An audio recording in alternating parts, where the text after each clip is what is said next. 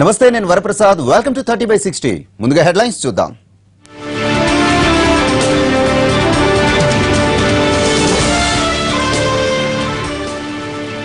Brijesh తీర్పుపై సుప్రీంలో tea సర్కార్ petition. వచ్చే వారం విచారణకు వచ్చే అవకాశం. మోడీకి వ్యతిరేకంగా సాక్ష్యాలుంటే చూపండి. రాహుల్ని డిమాండ్ చేసిన ఆప్, బీజేపీ. రేపటి వరకే పాత 500 నోట్లతో చెల్లింపులు. ఎల్లుండి నుంచి డిపాజిట్లకే పరిమితం.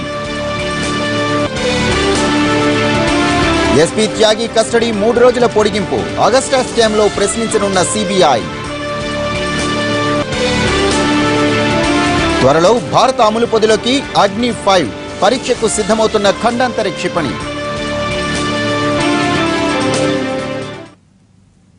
క్రూషియల్ బ్యాలెన్సింగ్ ఫండ్ కింద జిల్లాకు 3 కోట్ల రూపాయలు చొప్పున మొత్తం 93 కోట్ల రూపాయలు విడుదల చేసింది తెలంగాణ ప్రభుత్వం. సీఎంతో జరిగిన సమీక్షలో 2 నెలలుగా తాము ఎదుర్కొంటున్న అనుభవాలను వివరించారు కలెక్టర్లు. దీనిపై స్పందించిన సీఎం వారికి పలు సూచనలు చేశారు. భూమి స్వరూపం, స్వభావాన్ని బట్టి క్రాప్ కాలనీలుగా మార్చాలని ఆదేశించారు. జిల్లాల ప్రణాళిక ఆధారంగా బడ్జెట్ రూపకల్పన చేయాలన్నారు. గద్వాలలో బాల కార్మిక వ్యవస్థ, బాల్య వివాహాలను నివారించాలని సూచించారు. సమీకృత కలెక్టరేట్లు, పోలీస్ హెడ్ క్వార్టర్స్, కోర్టుల సముదాయ నిర్మాణానికి అనువైన స్థలం గుర్తించాలని కలెక్టర్లకు సూచించారు.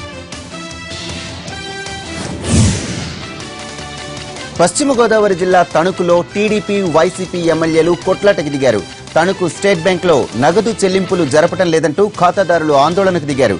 వారికి వైసీపీ కార్యకర్తలు మద్దతు తెలిపారు. అయితే వైసీపీ కార్యకర్తలను టీడీపీ శ్రేణులు అడ్డుకోవడంతో రచరచగా మారింది. మాజీ ఎమ్మెల్యే కారుమూరి నాగేశ్వరరావును అడ్డుకున్నారు టీడీపీ కార్యకర్తలు. దీంతో 2 పార్టీల కార్యకర్తల మధ్య తోపులాట జరిగింది. వెంటనే జోక్యం చేసుకున్న సిబ్బంది రాజకీయ పార్టీల కార్యకర్తలను అక్కడి నుంచి పంపించి వేశారు.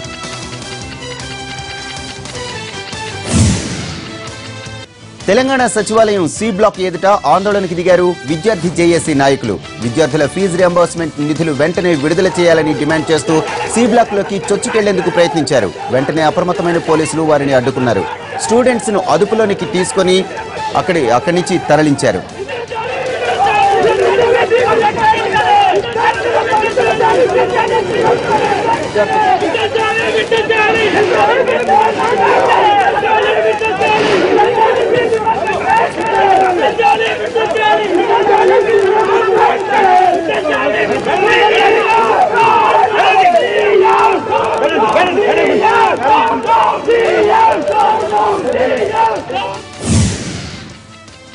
నోట్ల రద్దు నిర్ణయం తర్వాత ఇన్ని రోజులైనా సమస్య పరిష్కారం కాకపోవడంపై అసహనం వ్యక్తం చేస్తున్నారు బీజేపీ నేతలు.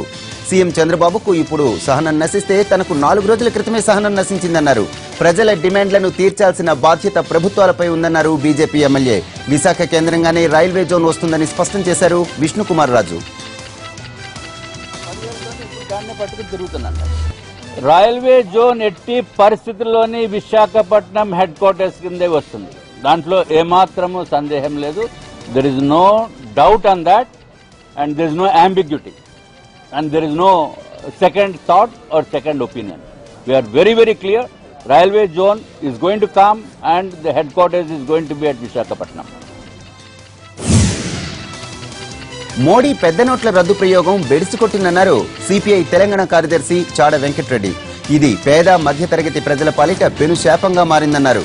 పెద్ద నోట్ల రద్దు తర్వాత ధనవంతుల నల్లధనం బయటకు రాలేదని, కార్పొరేట్ సంస్థలకు ఈ విషయం ముందే తెలిసిపోయిందని ఆరోపించారు.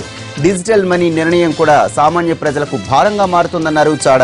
ప్రజా సమస్యలపై జనవరి, ఫిబ్రవరిలో సిపిఐ ఆధ్వర్యంలో అధ్యయన యాత్రలు చేపడతామని చెప్పారు Chada Venkatareddy.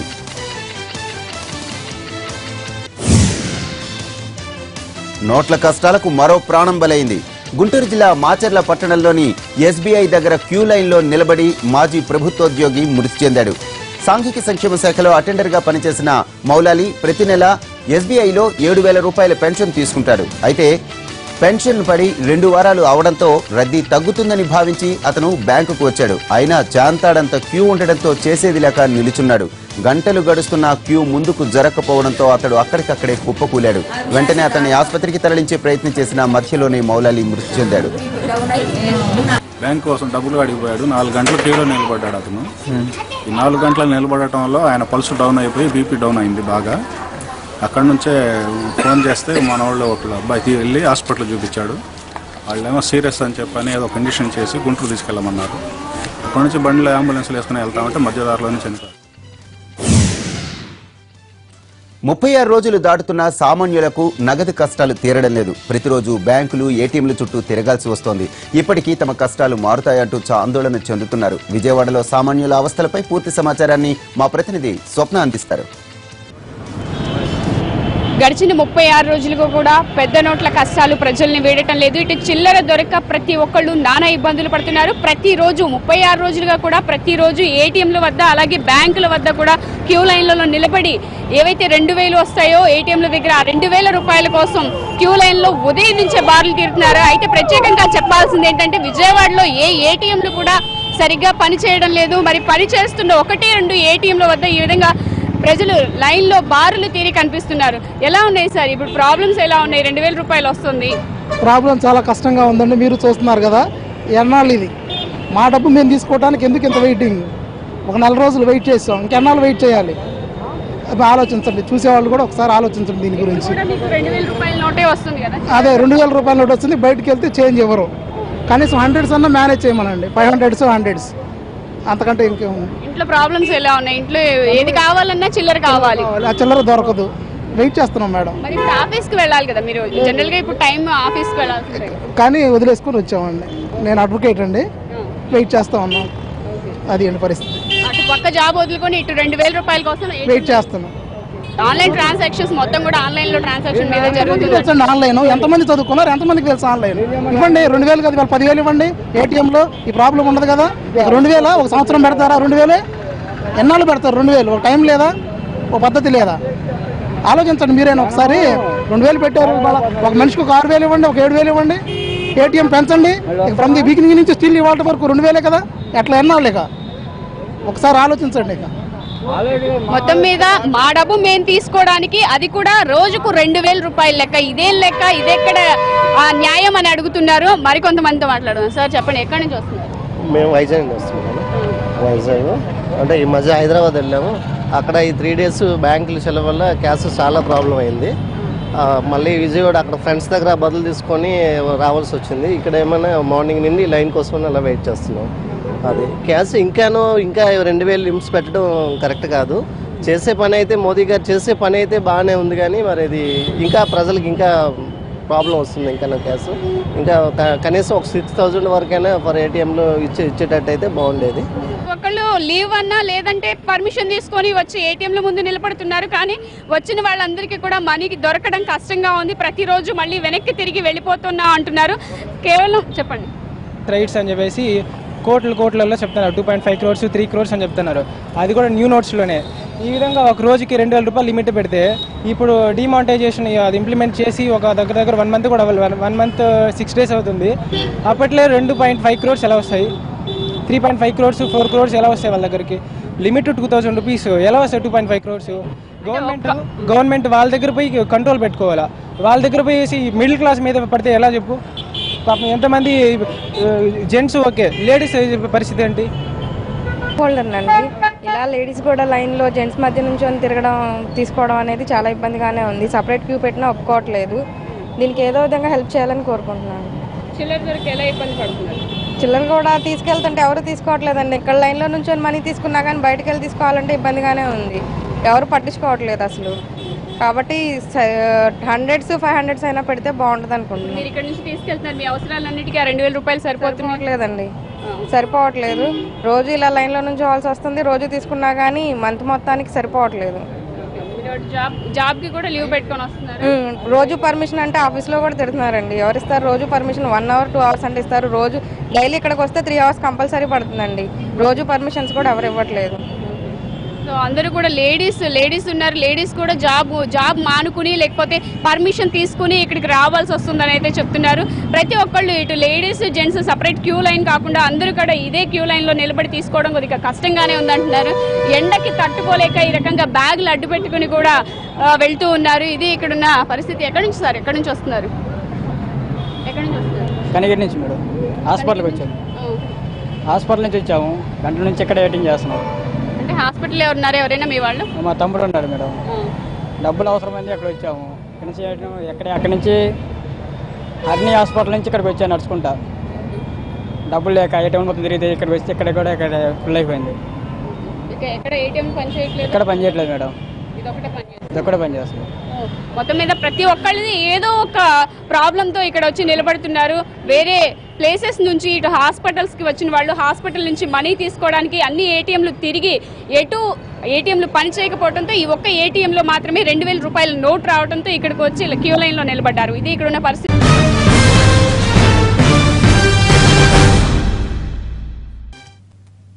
Back to news. Currency కష్టాలు ఇప్పట్లో తగ్గే సూచనలు కనిపించడం లేదు. డబ్బులు డ్రా చేసుకోవడం కోసం ఏటీఎంల వద్ద జనం గంటల కొద్దీ పడిగాపులు పడుతున్నారు. ప్రైవేటు బ్యాంకులకు సంబంధించిన 80% ఏటీఎంల్లో నో క్యాష్ బోర్డులు లేక అవుట్ ఆఫ్ సర్వీస్ బోర్డులు దర్శనమిస్తున్నాయి. దీంతో జనం తీవ్ర ఆగ్రహం వ్యక్తం చేస్తున్నారు. ఆదిలాబాద్ జిల్లాలోని ఏటీఎంల వద్ద జనం కష్టాలకు సంబంధించిన మరింత సమాచారం మా ప్రతినిధి మహేందర్ అందిస్తారు. కొనసాగుతూనే ఉన్నాయి. ఏ ఏటీఎం వద్ద చూసినా కానీ పెద్ద ఎత్తున కూడా జనం బారులు తీరిన పరిస్థితి కనబడుతుంది. మనం ప్రస్తుతం చూసుకోవచ్చు జిల్లా కేంద్రంలోని SBH మెయిన్ బ్రాంచ్ వద్ద ఉన్న ఏటీఎం దగ్గర ఉన్నాం. కూడా ఎంతసేపు నుంచి లైన్లో నిల్చున్నారు వాళ్ళని అడిగి ఎంతసేపు నుంచి అండి లైన్? ఒక 1 అవర్ అయిపోయింది. 1 అవర్ అయిపోయింది. మళ్ళీ డబ్బులు అయిపోతాయో ఉంటాయో అనేది కూడా సందేహం ఉన్నది, తెలుస్తలేదు అందులో. మరి ఒకటే ఏటీఎం ఇక్కడ చాలా ఉన్నది కాబట్టి బాగా క్యూలో ఉండవలసి వస్తుంది. ఇక్కడ డబ్బులు దొరుకుతాయో దొరకాయనే నమ్మకం కూడా లేదు. ఇప్పుడు నోట్ల రద్దే 4 రోజులు దాటిపోయింది. ఎటువంటి పరిస్థితులు ఉన్నాయి? మీరు ఈ మొత్తం పీరియడ్లో చూస్తే సమస్యలు ఉన్నాయంటారా? ఏ విధంగా సమస్యలు అయితే వస్తున్నాయి. ఇప్పుడు డబ్బులు లేకపోతే ప్రతి దగ్గర కూరగాయలు పోయినా కానీ, మార్కెట్కు పోయినా కానీ, హాస్పిటల్ పోయినా కానీ అన్ని తీరుల కష్టాలు ఉన్నాయి కానీ కష్టాలు తీరుతలేవు, డబ్బులు వస్తలేవు. అదే ఖర్చుల పరంగా రోజువారీ రోజువారీ ఖర్చులు కూడా సరిపోతలేవు. 2000 రూపాయలు వెళ్తున్నాయి. 2000 వెళ్ళిన తర్వాత కూడా ఖర్చులకు 2000 ఎవరు చిల్లర ఇస్తలేరు. మరియు అవి ఖర్చులు తగ్గుతలేవు. బేలా నుంచి వచ్చినాం సార్, 2 గంటల ఇప్పటి వరకు కూడా నంబర్ తగ్గుతలేదు. బాగా ఇబ్బంది ఉన్నాయి. మరి ఆ ఇబ్బందిని వాళ్ళు కొంచెం సరి తీసుకుంటారు. ఇట్లా ఎన్ని రోజుల నుంచి వస్తున్నారు ఇట్లా ఏటీఎం బ్యాంకులో? ఎన్ని రోజుల నుంచి ప్రతిరోజు రాబడుతున్నది. ప్రతిరోజు 2000 ఎక్కువ దొరుకుతలేదు. ఆ 2000 నుంచి బాగా దూరం నుంచి వచ్చి డబ్బుల కొరకు లైన్లో నిలబడటానికి ఇబ్బంది అవుతుంది సార్. ఎట్లా ఏం పని చేస్తారు మీరు? వ్యవసాయం సార్, వ్యవసాయం. ఖర్చులు సరిపోతున్నాయా? డబ్బులు సరిపోతలేవు సార్. ఆ 2000 సరిపోతలేవు. ఎక్కడి నుంచి వస్తున్నారు రోజు? ఇట్లా బేలా సార్, డోప్టాల గ్రామం, బేలా మండలం. అక్కడ బేలాల బ్యాంకులు ఎట్లుంది? బేలాల పరిస్థితులు కూడా బాగా ఇబ్బంది ఉన్నాయి. ఏటీఎంలో డబ్బులు ఉంటలేవు సార్. ఏటీఎంలో డబ్బులు ఉంటలేవు బేలా, అందుకే ఇక్కడికి వచ్చి డబ్బుల కొరకు రావాలి. ఇప్పుడు ఎండింగ్ వరకు, ఈ మంత్ ఎండింగ్ వరకు ఈ కష్టాలు తీరుతారా? మళ్ళీ ఇది రన్నింగ్ చేస్తారా? మరి అది పోనీ కానీ ఇప్పుడు ఏటీఎం పద్ధతి పెట్టినప్పుడు అన్ని ఏటీఎం డబ్బులు ఉంచాలి. ఆయన ఏ ఏరియా వాళ్ళు అక్కడ తీసుకుంటారు వాళ్ళు. నువ్వు ఒకటే ఏటీఎం పెట్టి జగన్ ఇక్కడ చూపించాలి, ఒకటే ఏటీఎం డబ్బులు చూపించాలి అనేది ఏంది కథ? అది కరెక్ట్ కాదండి. బ్యాంక్ పద్ధతి ఇప్పటి వరకు ఎన్ని ఏటీఎంలు వెళ్ళొచ్చారు? ఎక్కడ లేదా? ఎక్కడ లేదు. ఆదిలాబాద్ ఏటీఎం ఉంది, వాడికి వీళ్ళందరూ వెళ్ళి వాళ్ళు అన్న మీరు ఏటీఎం చూసిండ్రు ఎక్కడ డబ్బులు దొరుకుతాయి ఏటీఎంలో? మరి SBHకి ఏటీఎం ఇది ఒకటే ఉందా? వీళ్ళ లేవా ఏటీఎంలు? ఇంకా ఆదిలాబాద్లో లేవా? ఏ చౌకలో లేవా వీళ్ళై? అన్నిట్లో డబ్బులు వస్తే జనం ఇంత కష్టం ఉండదు. అదే మేము కోరుకునేది. డబ్బులు తీసుకునే క్రమంలో జిల్లా కేంద్రంలో ఉన్న ఒకే ఒక SBH బ్రాంచ్కి రావడం జరుగుతుంది. ఇక్కడ దాదాపు గంటల కొద్ది కూడా వాళ్ళు ఎండలో నిల్చోవలసిన పరిస్థితి ఏర్పడింది. ఎండ తీవ్రంగా ఉన్న దృష్ట్యా ప్రస్తుతం ఇక్కడ టెంట్లు కూడా ఏర్పాటు చేయడం జరిగింది. అయినా కానీ టెంట్ ఏర్పాటు చేసినా కానీ జనం పెద్ద ఎత్తున క్యూ లైన్ పెద్దగా ఉండడంతో కూడా బయటికి గేటు వరకు కూడా పబ్లిక్ ఉన్న పరిస్థితి కనపడింది. దాదాపుగా కూడా వాళ్ళు గంటల కొద్ది కూడా నిల్చోవలసిన పరిస్థితి ఏర్పడింది. 4 రోజులు దాటినా కానీ ఇంకా జనాలకు కరెన్సీ కష్టాలు తప్పడం లేదు. ప్రధానంగా ప్రైవేటు బ్యాంకులలో కూడా వాళ్ళు ఏటీఎంలలో డబ్బులు అందుబాటులో లేకపోవడం వల్ల రోజు రోజుకి కష్టాలు తీవ్రతరం అవుతున్నాయని కూడా ప్రతి ఒక్కరి నుంచి వస్తున్న అభిప్రాయాలు. ఇప్పటికి కూడా వాళ్ళు ప్రైవేట్ బ్యాంకులు కనీసం స్పందించకుండా కేవలం కూడా నిమ్మకు నీరెత్తినట్లు వ్యవహరిస్తుండడంతో కూడా జనాల తిప్పలు రోజు రోజుకి పెరుగుతున్న పరిస్థితి కనపడుతుంది. చాలా వరకు కూడా వారి పనులు విడిచిపెట్టి కూడా బ్యాంకుల ముందు రోజు పడిగాపులు, గంటల కొద్దీ పడిగాపులు కావాల్సిన పరిస్థితి ఏర్పడింది. గంటల కొద్దీ క్యూ లైన్లో నిల్చున్న తీరా తమ దగ్గరకు వచ్చేసరికి డబ్బులు దొరుకుతాయా లేవా అన్నది కూడా ఒక ఆందోళన, వారిలో ఒక టెన్షన్ అనేది నెలకొన్న పరిస్థితి కనపడుతుంది. ఇప్పటికైనా ప్రభుత్వం ఈ ప్రైవేటు దానికి సంబంధించి బ్యాంకులపై వారికి ఒక స్ట్రిక్ట్ ఇన్స్ట్రక్షన్ ఇవ్వకపోతే మాత్రం ఈ కష్టాలు మరిన్ని నెలలు కూడా కొనసాగే అవకాశం ఉందన్నది మాత్రం జనం నుంచి వస్తున్న అభిప్రాయం.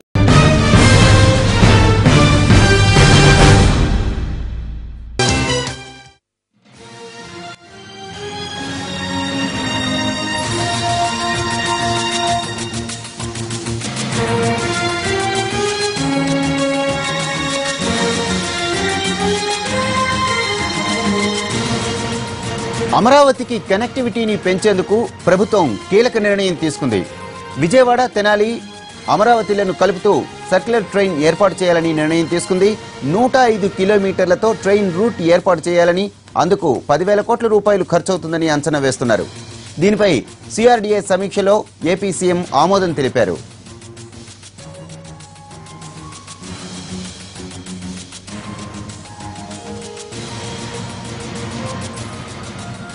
అమరావతికి కనెక్టివిటీ ట్రైన్ పై పూర్తి సమాచారం మా ప్రతినిధి రమేష్ ఆలూరి అందిస్తారు.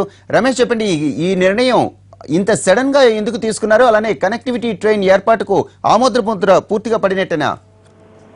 అమరావతి రాజధాని అందరికీ కూడా ఆమోదయోగ్యంగా ఉండాలి. ముఖ్యంగా రవాణాకు, ఇతర ప్రాంతాలకు కనెక్టివిటీ పెరగాల్సిన అవసరం ఉందని మొదటి నుంచి కూడా ప్రభుత్వం భావిస్తా ఉంది. అందులో భాగంగానే ప్రస్తుతం రహదారులకు సంబంధించి ఇప్పటికే కొన్ని ప్రాజెక్టులను ముఖ్యమంత్రి ఏపీ ప్రభుత్వం ఓకే చేసింది. వీటితో పాటు ఒక సర్క్యులర్ ట్రైన్ చేస్తే ఇతర ప్రాంతాల నుంచి, అంటే అమరావతి నుంచి 30 నుంచి 60 కిలోమీటర్ల దూరంలో ఉన్నటువంటి ప్రాంతాలన్నింటినీ కూడా అనుసంధానం చేసినట్లయితే అమరావతికి కనెక్టివిటీ పెరుగుతుంది. తద్వారా ఇక్కడ అభివృద్ధి సాధ్యమవుతుందనే ఒక ఆలోచన చేస్తుంది. ఒక ఫైనాన్షియల్ క్యాపిటల్ గా దీన్ని చేయాలనుకుంటే ఇతర ప్రాంతాలతో కనెక్టివిటీ పెంచాల్సినటువంటి అవసరం ఉందని ఏపీ ప్రభుత్వం భావిస్తుంది. అందులో భాగంగానే ఈ రోజు సిఆర్డీఏ సమీక్షలో సిఆర్డీఏ అధికారులు ఒక ప్రజెంటేషన్ ఇచ్చారు. మొత్తం 105 కిలోమీటర్లు కవర్ చేసే విధంగా ఒక సర్క్యులర్ ట్రైన్ ని తీసుకోవాల్సిన అవసరం ఉందనే అభిప్రాయాన్ని వ్యక్తం చేశారు. దానికి ఏపీ ప్రభుత్వం సమ్మతించినట్లుగా మనకు తెలుస్తా ఉంది. విజయవాడ, కేసీ కెనాల్, తెనాలి, గుంటూరు మీదుగా అమరావతిని కనెక్ట్ చేస్తూ ఈ సర్క్యులర్ ట్రైన్ ఉంటుంది. దీనికి 10,000 కోట్ల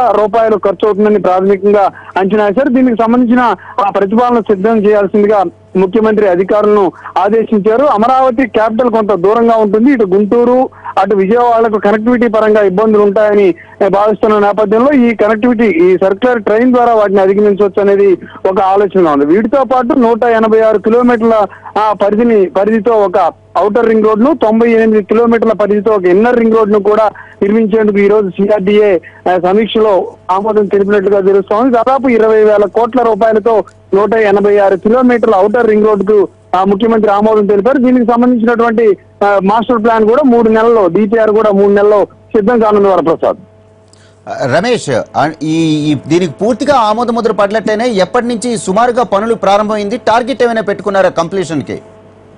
ముఖ్యంగా ఒక విధాన నిర్ణయానికి ఏపీ ప్రభుత్వం వచ్చింది. దీనికి టెక్నికాలిటీస్ చూడాల్సిన అవసరం ఉంది. ప్రాథమికంగా తీసుకున్నటువంటి అంచనా ప్రకారం చూస్తే 10,000 కోట్లు ఈ సర్క్యులర్ ట్రైన్ కు ఖర్చు అవుతుందని అంచనా వేస్తున్నారు. ఇప్పటికే మెట్రో ప్రాజెక్ట్ కి కొంత ఖర్చు చేసిన పరిస్థితి, కానీ అనుకున్నంత వేగంగా మెట్రో ముందుకు వెళ్ళట్లేదు అనేది ప్రభుత్వ ఆలోచనగా ఉంది. వీటితో పాటు అమరావతికి చుట్టుపక్కల ఉన్నటువంటి ముఖ్య పట్టణాలను, నగరాలను కనెక్ట్ చేస్తేనే ఇక్కడ అభివృద్ధి సాధ్యం అవుతుంది అనేది ఒక ప్రధాన వాదన ఉంది. దానిలో భాగంగానే ఈ సర్క్యులర్ ట్రైన్ ను ఆలోచన చేసినట్టుగా తెలుస్తోంది. ముఖ్యంగా చూసుకున్నట్లయితే హైదరాబాద్ లో ఎంఎంటీఎస్ దూర ప్రాంతాల నుంచి కూడా తక్కువ ఖర్చుతో అన్ని ప్రాంతాలను కూడా కవర్ చేసే విధంగా ఎంఎంటీఎస్ ఉంది. అది ఒక ముందుగా దానిపై కొన్ని భిన్న అభిప్రాయాలు వచ్చినప్పుడు కూడా తర్వాత ఎంఎంటీఎస్ మంచి సక్సెస్ రేషియోతో పనిచేస్తా ఉంది.